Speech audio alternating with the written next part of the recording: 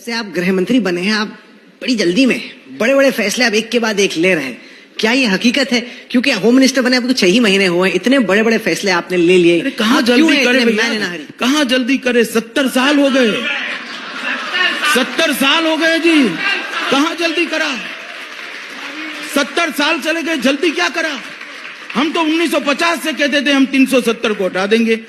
जब से मसला खड़ा हुआ कहते थे राम मंदिर वही बनना चाहिए, तब से कहते थे ट्रिपल तलाक नहीं होना चाहिए, तब से कहते थे कि सिटीजनशिप अमेंडमेंट एक्ट आना चाहिए, और तब से एनआरसी की भी बात कर रहे थे। जब से आसाम अकॉर्ड हुआ कि भाई आसाम का मसला नहीं है, देश भर में स्प्रेड कर गए, पूरे देश का करना चाहिए। हम तो तब से कहते, कहां हमने जल्दबाजी की? और फॉर योर इंफॉर्मेशन अभी कोई चुनाव नहीं, झारखंड ये चुनाव के लिए नहीं कर रहे भाई। आज तक कांग्रेस पार्टी ने ऐसी सरकारें चलाई है जो देश की समस्या को कभी एड्रेस नहीं किया, देश की समस्याओं से दो दो हाथ करने का पेन नहीं लिया, इन्होंने रिस्क नहीं लिया, समस्याओं को लटका कर चले। ये नरेंद्र मोदी सरकार है, हम सरकार चलाने के लिए नहीं आए हैं, देश की समस्याओं का समाधान करने के लिए आए हैं, देश को सुरक्षित करने के लिए आए हैं। हो सकता है हमें थोड़ी दिक्कतों का सामना करना पड़े, हम में साहस है, हमारे नेता में भी साहस है। जामिया मिलिया इस्लामिया यूनिवर्सिटी में जो हिंसा भड़की, उसके बाद हमने देखा कि सीलमपुर के इलाके में भी तनाव था, वहां पर भी पुलिस और लोगों के बीच में पथराव हुआ, इनफैक्ट स्टोन पेल्टिंग वहां पर हो रही थी। आपके हिसाब से ऐसा क्यों हो रहा है और इस पर काबू पाने के लिए आपकी क्या रणनीति? देखिए, विपक्ष पूरा एकजुट होकर सिटीजनशिप अमेंडमेंट एक्ट के लिए अफवाहें फैला रहा है कि इससे माइनॉरिटी को अलग थलग कर देंगे, ये कर देंगे, वो कर देंगे। मैं आज तक की चैनल से देश के सभी माइनॉरिटी के भाइयों बहनों को स्पष्टता के साथ कहना चाहता हूं कि इस एक्ट से आपको रत्ती भर भी नुकसान नहीं होने वाला है, क्योंकि ये एक्ट से किसी की सिटीजनशिप जाती ही नहीं है, सिर्फ किसी को सिटीजनशिप देने का कानून है। और जब किसी को सिटीजनशिप देने का कानून है तो भारत के नागरिक, माइनॉरिटी और मुख्यतः मुसलमानों को चिंता करने का कोई कारण ही नहीं। इस एक्ट से किसी की सिटीजनशिप नहीं जाती। ये जो 3 देशों से, अफगानिस्तान, बांग्लादेश और पाकिस्तान से, वहां धार्मिक प्रताड़ना के कारण आए हुए जो माइनॉरिटी, वहां की माइनॉरिटी के लोग हैं, जिसमें सिख, बौद्ध, जैन, पारसी, क्रिश्चियन, हिंदू, ये माइनॉरिटी के लोगों को नागरिकता देने का काम सरल करने के लिए ये कानूनी बदलाव किया गया है। आपने अजीत पवार पे विश्वास किया, किसी ना किसी तरीके से आपने उनसे हाथ मिलाया, ऐसा कैसे हो गया कि उन्होंने आपको धोखा दे दिया? आपका कैलकुलेशन फेल कैसे? क्योंकि लोग ये मानते हैं कि अमित शाह अगर कैलकुलेट करता है तो बहुत दूर तक सोच के कैलकुलेट करता है। चलो ठीक है, ये मेरी छवि टूट गई, अच्छा ही हो गया। अब मैं आपको बताता हूं कि गड़बड़ वहां से शुरू नहीं हुई।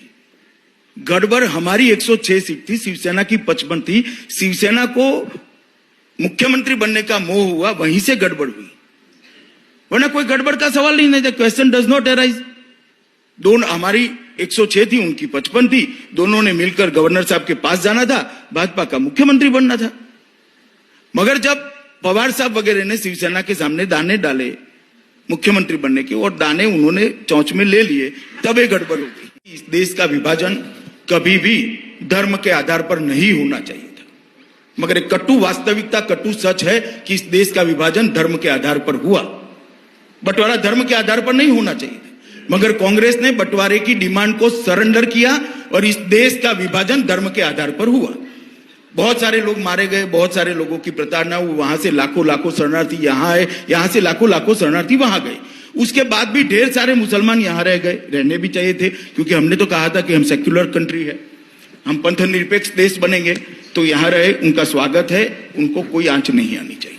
बहुत सारे हिंदू, बौद्ध, जैन, सिख, क्रिश्चियन वहां पर भी रह गए, तो उनकी सबको चिंता थी कि इन लॉन्ग टर्म क्या होगा। बड़ी डिमांड हुई। 1950 में नेहरू और लियाकत अली खान के बीच में एक समझौता हुआ, दिल्ली में हुआ, जिसमें दोनों देश अपने यहां जो माइनॉरिटी है इसकी सुरक्षा करेंगे, वो दोनों देशों ने तय किया। जब दोनों देशों ने तय किया तब देश में आबादी क्या थी? पाकिस्तान के अंदर, अभी का जो पाकिस्तान है वहां लगभग 23% हिंदू थे। अभी का जो बांग्लादेश है, जिसको पूर्वी पाकिस्तान उस वक्त कहते थे, वहां 30% हिंदू थे।